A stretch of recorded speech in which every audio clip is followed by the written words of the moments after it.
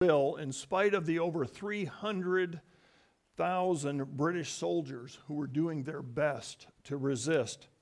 The Germans continued to push the British back all the way to Dunkirk. Dunkirk was a small town on the north coast of France, and it appeared that the British army would soon be annihilated or captured by the Germans. Backed up to the sea, surrounded by the advancing German army, their situation looked hopeless. And desperate to encourage their troops, the British command sent them a message: hold on until rescue can be arranged. And upon receiving that message, the commander of the British troops replied very simply, "But if not." But if not. That became the rallying cry for much of Britain during World War II. It was a message of profound faith and courage. We will do our best to hold on until rescue occurs, but if not. Few, however, understood that that soldier that gave that message was actually quoting from Daniel chapter 3. If you remember the story in Daniel chapter 3, Shadrach, Meshach, and Abednego refused to bow down to the king's idol, and they were threatened with being thrown into the fiery furnace. And they refused to worship. And this is what we read in Daniel 3. If we are thrown into the blazing furnace, our God whom we serve is able to deliver us from the burning fiery furnace, and he will deliver us from your hand, O king. But if not, let it be known to you, O king, that we will not serve your gods, nor will we worship the golden image which you have set up. That fateful night in 1940, people all over Great Britain were praying for the rescue of their courageous troops who were determined to hold on in spite of all odds. And in answer to that prayer, a deep fog rolled in on the coast of France. And a flotilla of British ships made up of everything from fishing skiffs to military transports pulled up to the beach at Dunkirk and uploaded every single British soldier. In the morning when the fog lifted, much to the great surprise of the German army, the British were completely gone. Few of us have experienced war, and even fewer of us understand the courage that's needed to face overwhelming odds when our life is on the line. And I suspect that influences the way we think about our service to our God. Think about it. We talk about the Christian life as a calling, as does the Bible. We refer to it as a belief system, a way of life, maybe even a tradition. It's something I believe in. It's something I do. It's something I practice. My walk with the Lord gives me peace and is peaceful. It is loving and it helps me love others. It's where I find my rest in a crazy world. Does that sound like your faith walk? The Apostle Paul, I suspect at times, would agree with that assessment of the Christian faith.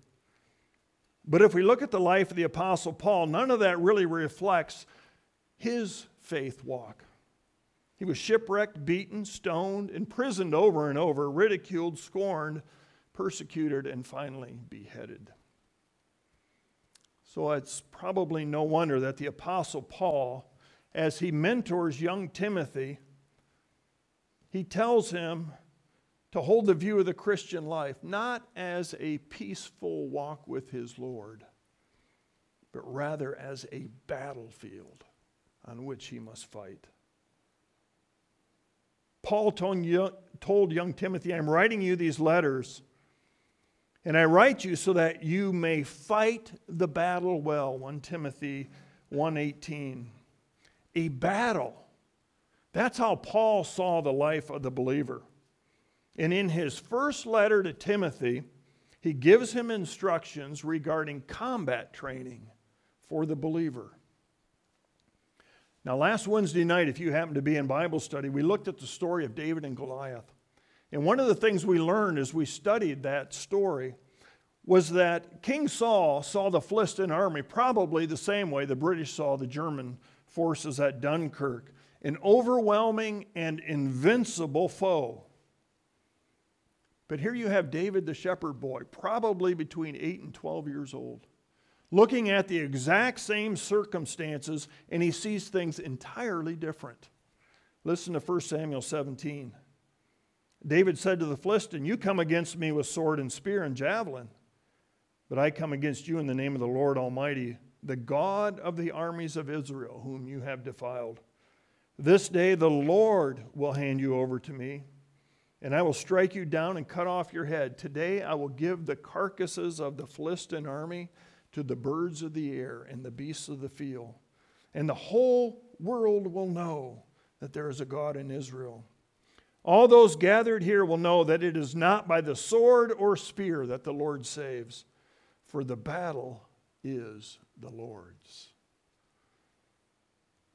David did not see this conflict as a conflict between two nations. He didn't even see it as a battle between two armies. Rather, he saw it for what it really was, a battle between good and evil. And I think that's exactly what Paul wants young Timothy to understand. The Christian walk is not a simple floating along on a flowery bed of ease, but it's a battle. It is a battle between good and evil, a battle that we must engage in. And so in this first letter to Timothy, Paul gives him instructions on combat training for a young believer. And Timothy was a young believer. Most scholars believe that he was in his late teens when he started traveling with the Apostle Paul. Timothy, we know, grew up in the faith. We know that his mother and grandmother were devout Jews who converted to Christianity. His father, we know, was an unbelieving Greek who was probably dead by the time that Timothy met Paul. We know from 2 Timothy chapter 3 that his mother and grandmother raised young Timothy in the faith from the very earliest of childhood. And although he was a young man, according to Acts 16, he had a reputation for godliness. Now, although Timothy was a godly young man and a minister of the word and a lifelong companion to the Apostle Paul, he was nothing extraordinary. He was a child of God, just like you and I. In fact, we can deduce from several scriptures that Timothy probably suffered from insecurity. Here are a few passages where we find Paul encouraging him to be bolder. 2 Timothy 1:7, "Timothy, for God did not give us a spirit of timidity, but a spirit of power." In our passage this morning, 1 Timothy 4, "Do not let anyone look down upon you because you are young." And there are other passages like that. Now, most scholars believe that Paul wrote this letter to Timothy upon his first release from prison. Notice, his first release from prison. If you remember, Acts 28, the end of the book of Acts, ends with Paul under house arrest. And the first century historian Clement I speaks of Paul being executed in Rome. And so most people believe Paul never got out of prison. But Clement I never ties the two together. He doesn't tie his execution with his house arrest.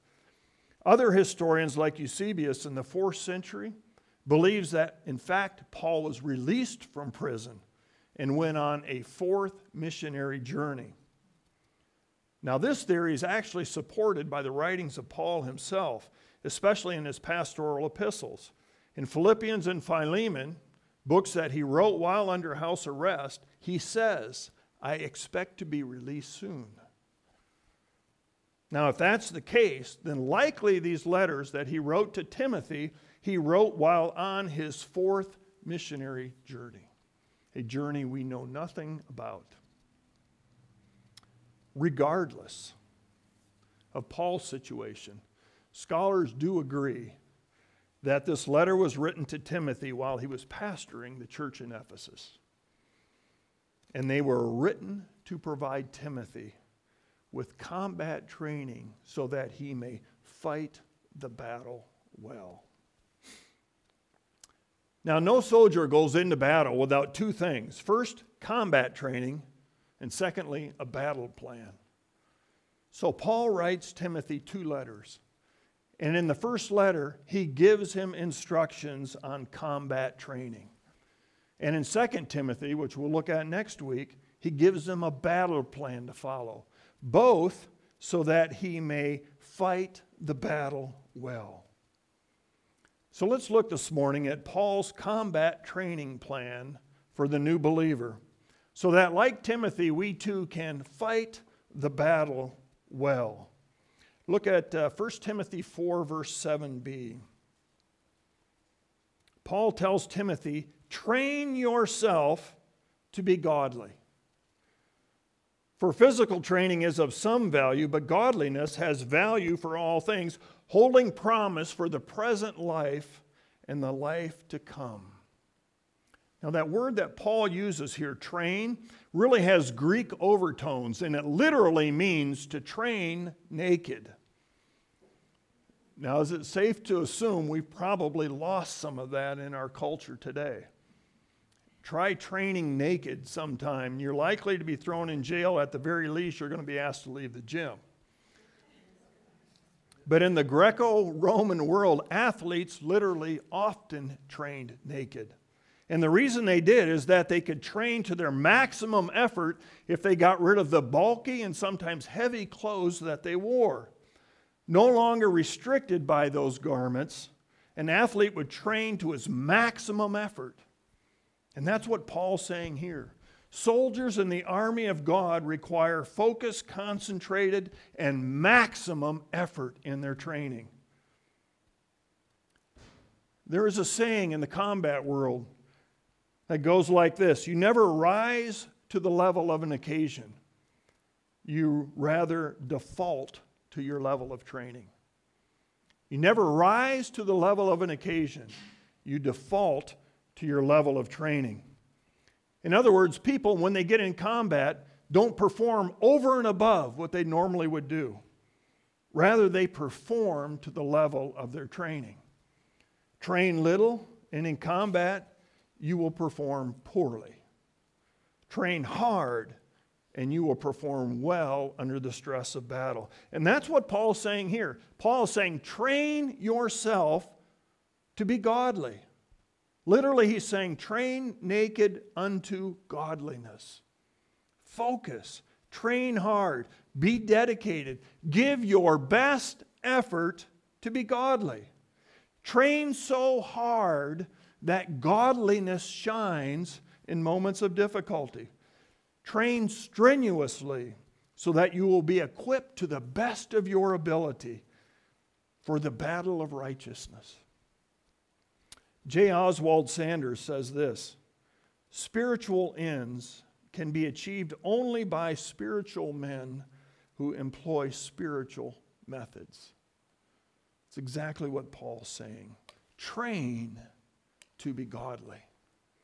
Notice, train to be godly. That word godly shows up 15 times in the New Testament. Of those 15 times, 13 are in Paul's pastoral letters. And of those 13, 9 appear in 1 Timothy. Clearly, this idea of obtaining godliness is the central theme of this book. And the meaning here is a reverence or a God-oriented focus. That's what it means to be godly. To have a God-oriented focus. A person who is godly lacks self-focus, but rather they live in a way that is God-focused. And Paul here this morning gives Timothy 5 exercises in godly training. 5 exercises to help Timothy have a godly focus. Look at verse 12. Don't let anyone look down on you because you are young, but set an example for the believers in speech. In speech. We are